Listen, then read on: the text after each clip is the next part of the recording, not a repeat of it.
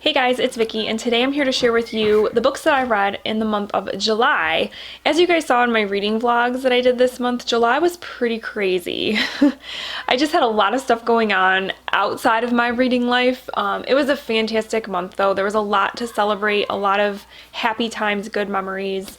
But it was busy. But I managed to read 7 books, which I don't even know how I did that. I think what helped me was the reading rush.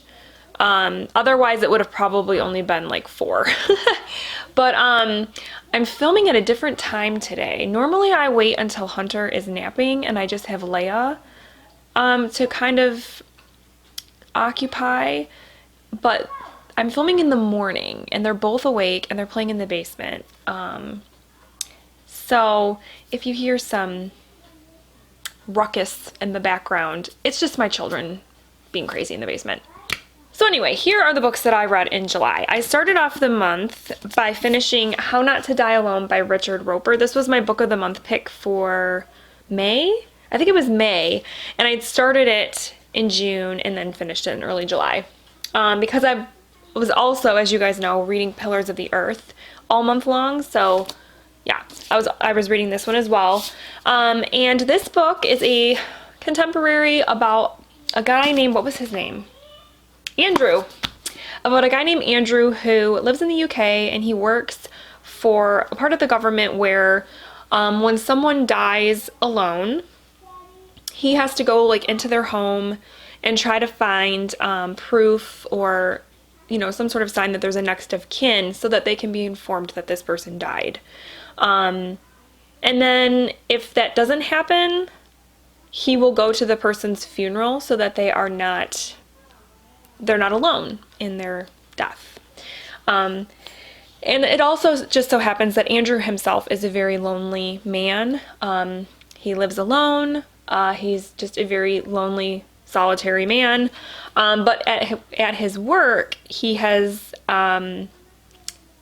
basically lied to his coworkers, and they all think that he's married and has children. And he has like kept up this lie for years. And then this new woman starts working with Andrew. Her name is Peggy, and he starts kind of showing her the ropes, like of what he does, and they start to develop a friendship.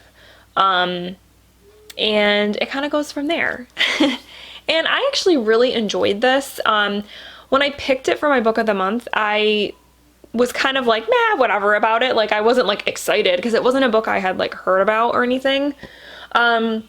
But then I did start hearing people say that it kind of had Eleanor Oliphant vibes, which I could definitely see people making that connection because Andrew is a little bit like Eleanor in the loneliness perspective and things like that about Eleanor in that book. They kind of share those qualities.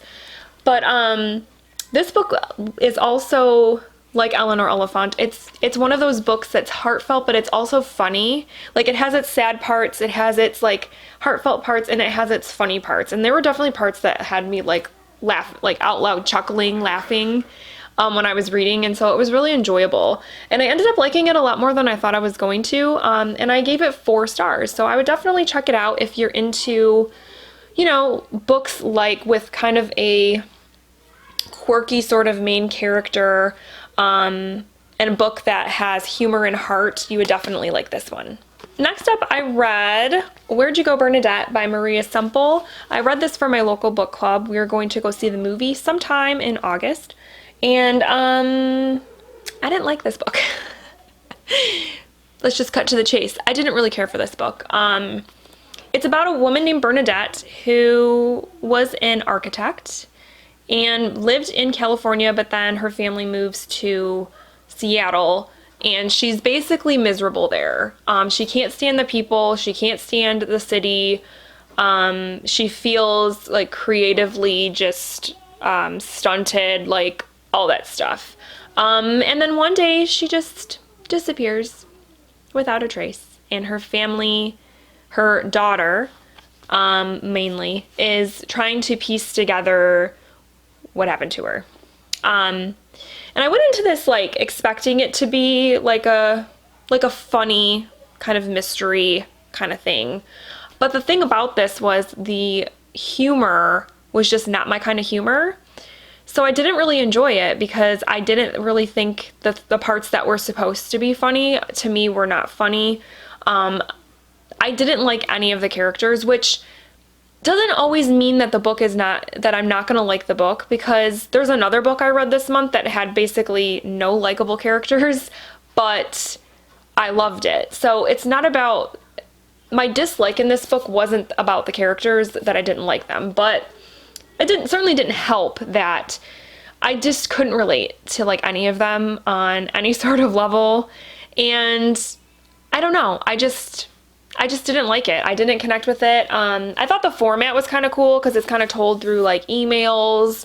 What is, I don't even remember, emails and like memos and this and that, which made it kind of an interesting way to tell the story. But yeah, I don't know, I just kept reading it because I did want to kind of know what happened and that sort of thing, but I just didn't really like it. So I gave it 2 stars. I'm going to be unhauling this copy. Somebody out there may like it better than I did. And then I listened to 2 audiobooks this month, and the first one that I completed was Beartown by Frederick Bachman. This is I feel like a very hyped, beloved booktube book, and rightly so. I ended up really, really loving this book. Beartown is about this small little town called Beartown, where hockey is life. And something happens to the town, a kind of scandalous sort of event occurs that is very polarizing and just brings in a lot of questions about, I don't want to say too much about it because I don't want to spoil things. How do I say this without spoiling it? Yeah, it just kind of brings in questions about friendship, teammates, community, and how far you will let something go, or how much you will turn a blind eye to things because of the effect that it would have on a community as a whole. And this was my first Frederick Bachman, and I loved it. I loved the characters. I loved the way that he wrote the story, where I am not a hockey fan. I'm not really a sports fan. I will occasionally watch baseball, but other than that, I don't care about sports. But I totally understood why this town loved hockey so much, and why the people that played hockey, coached hockey, and whatnot, why they loved it so much, and really felt that, just like that need to have the sport in their lives. It was done so well. And like I said, the characters, there were a lot of characters, but you just really feel connected to them. And mostly I think it was because they were so multi-dimensional, like they're just like real human beings. Like there were just many sides to them, and you saw a lot of growth with a lot of them, and it was a great story. One that kind of tugs at your heart, makes you think. Yeah, I loved it, and I gave it 5 stars, and I can't wait to read the sequel. And then the next 3 books I read were for the reading rush. I read 3 books that week, as you guys probably saw if you saw my vlog. And I fulfilled 6 of the 7 challenges with those 3 books. So I thought it was a pretty good week. I started the readathon with Confessions by Kenny Minato, and I love this book. It blew my mind. This book blew my mind. Yes, it is about a teacher who, like a month before the story starts, she discovers, or she doesn't discover, her daughter dies tragically, and she believes that her students had something to do with the death of her child. So it's the last day of school. She has everybody there listening, and she basically says, I know that 2 of you in this room killed my daughter, and we're going to handle it. And she handles it.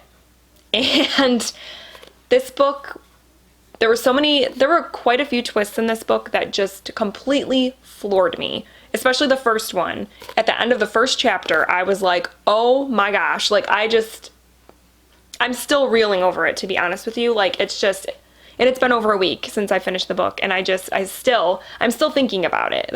So to me, that's the sign that this was definitely a 5-star read. And basically this book deals with revenge and the effects of revenge. Because I think a lot of people think that revenge is a satisfying thing. And this book is more about how revenge is like a domino effect, and that you never really, do you ever really get closure? Because it's like, it seems like once you start that process, it just causes more issues and spreads like a virus. And that's what happens in this book, and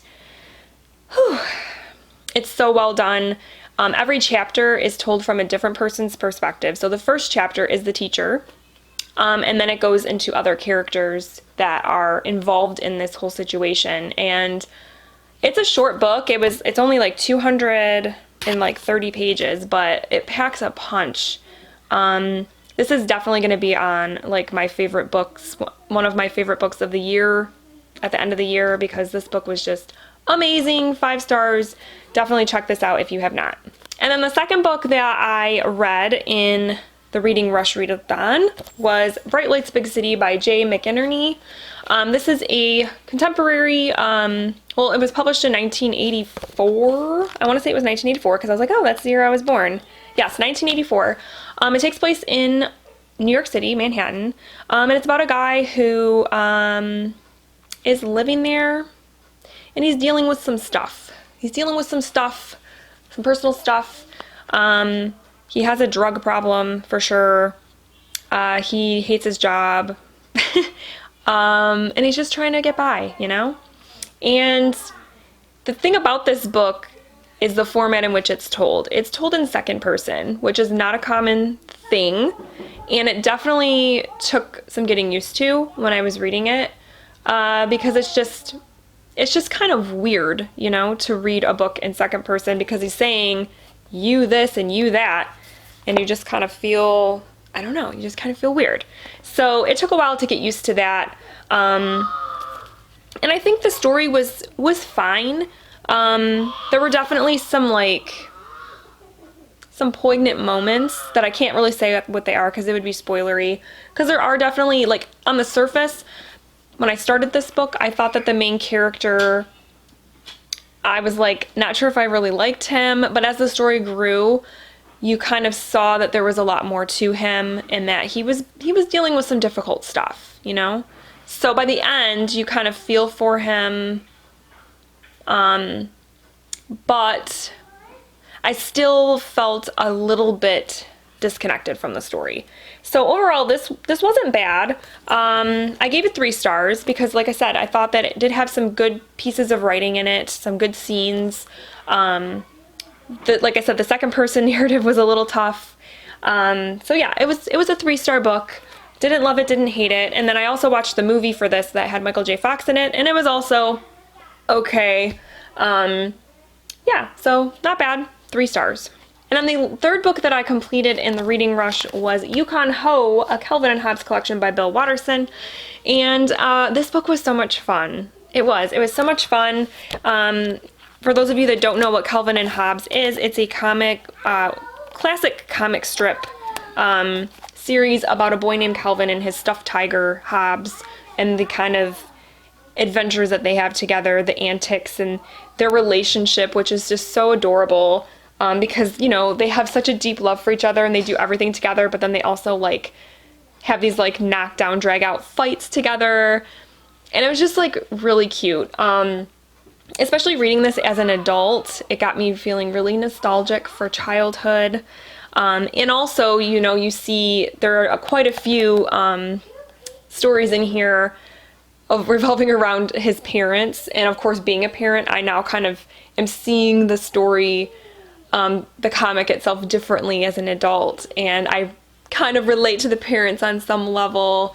So it was really fun and I really liked it. And I would definitely, if you have never read Calvin and Hobbes, you definitely should check it out because they're really cute. Just very simple illustrations, but you know, cute. And Calvin is he's a very adventurous, crazy little boy, but he's adorable. So yeah, I gave this book 4 stars. And then I finished off the month with another audiobook.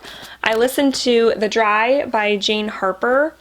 And this is a murder mystery that takes place in Australia. And it's about a guy named Aaron who is a police detective who comes back to his hometown after like 20 years because one of his childhood friends has died. And the story is that he killed his wife and his son and then himself. And he comes back to the town and he hasn't been there in 20 years because when he was a teenager, one of his friends, a girlfriend of his, not his girlfriend, but like a friend who was a girl, was found drowned in the river. And the town had reason to believe that either he or his father had something to do with it, and they basically ran him out of town. So when he comes back, people are not very welcoming to him. They don't treat him very nicely at all. But he comes back, and Luke, his friend that died, his family wants Aaron to look into his death more because they just feel something is off. They don't think that Luke would have done this, and they want Aaron to look into it. So you kind of have 2 mysteries going on and 2 timelines going on because you have the present day story where Aaron is trying to figure out what really happened with Luke and his family. And then it also dives into the past where his friend that was a girlfriend, I keep saying girlfriend, and it sounds weird. His friend Ellie died. They never really knew what happened to her, how she ended up in the river and whatnot. So you kind of have that mystery as well, which I like. I love when books have kind of that dual thing going on. The atmosphere in this book was really good. Perfect summer read because it takes place in Australia in like the height of summer where it's very hot. In the town itself, what was it called? I can't remember the name of the town. Was it Kiwara? Something like that. They're experiencing a drought, like a dangerous drought where like the river's dried up. It's affecting the farms and everything like that. And it's become a really, really like dangerous thing. So you kind of feel that throughout the book. And so reading it in the summertime was just perfect. I really enjoyed this. I liked the mystery. I thought that it had a really good, ending. I liked the characters. Aaron especially, the main character, I really liked him. And my only complaint about this was listening to the audiobook. It wasn't the narrator or anything like that. It was that the format of this book isn't really suitable to an audiobook. And I say that because, let me see if I can find a page to kind of give you an example. So when you're reading the book, the present day story is just in like normal font. But then like right here, I'm going to see if you can see this. Gosh, I'm so bad at this. I don't think it's going to focus, but, oh, there it goes. So what happens is it changes to italics when it goes into the past. But that's the only cue you have when you're reading the book that it's going to do that. Well, when you're listening to it, you don't get any sort of clue that it's going into the past until it's going into the past. So it was confusing listening to it because you weren't sure where you were. Hi. Ooh, that's cute. Okay. I'm gonna No, don't touch. Why are you filming? Because I wanted to film this morning. Did you think it was a good idea? Well. What's that? But like after we play. Okay, don't touch the camera. No. Okay, I'm almost done. So shh. Okay. Okay. Come on. Look what I see. So yeah, the story was good. Characters were good. I plan on reading the sequel because I think it's a series now. I think there's 3 books now dealing around Aaron. I want to read them all. I just don't think the audiobook was a good idea. So, and again, it's not that like the narration was bad or anything like that. It was just the way the book is formatted is just not suitable for audio. So yes, I gave this book 4 stars though, because despite that issue with the audiobook, I thought that it was a really good book. Alright guys, so those are all the books that I read in the month of July. It was a pretty good month despite the craziness. Yeah, let me know down below what you read in July, and if you've read any of these books, I'd love to hear what you guys thought of them as well. And that's all I have for today. So I hope that you guys enjoyed this video, and I hope you're having a great week, and I will talk with you very soon. Thank you so much for watching. Bye.